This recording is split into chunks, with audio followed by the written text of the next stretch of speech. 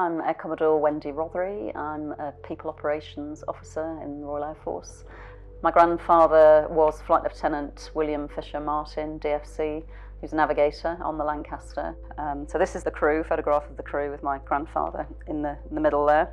Their first operational tour was on the 9th of April 44, and at that stage he had total flying hours about 150 by day and just under 100 by night. So quite inexperienced, certainly by today's standards. So my grandfather's crew was the lead crew for 57 Squadron and 630 Squadron from East Kirkby on the morning of D-Day. And there it is. They were on their 18th operational tour.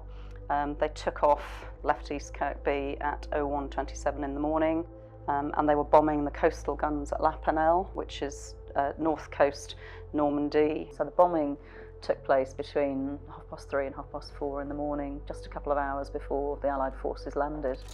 And the operational record book for 57 Squadron records the following detail.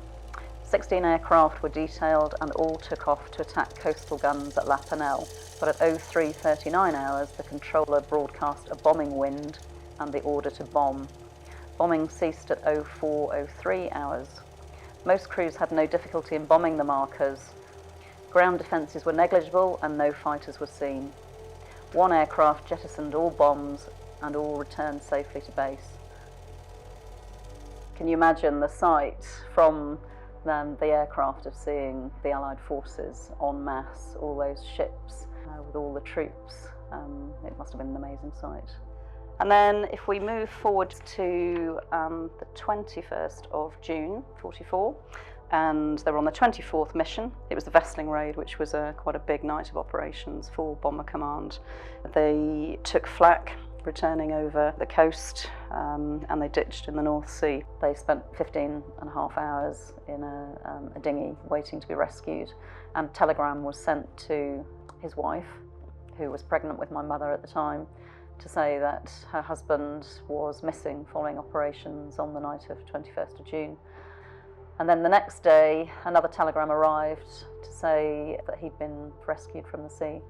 So the roller coaster of emotions that she must have gone through, being several months pregnant with Mum. They attributed their success that night to the fact that they'd practiced the dinghy drill the afternoon before, so they'd taken the aircraft on an air test.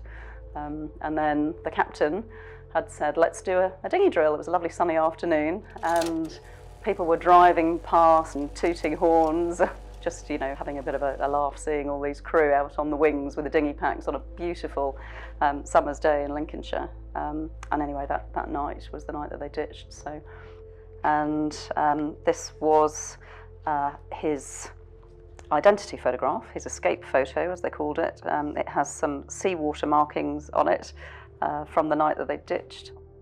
But his crew was very fortunate, so the chances of surviving a full tour of operations with Bomber Command in the Second World War were about 1 in 4.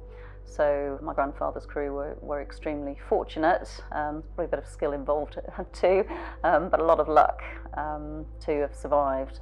And they met up later in life in 1979 when 57 and 630 Squadrons Association was formed with a memorial at East Kirkby, and the entire crew met up then. And they wrote up the story of the night that they ditched.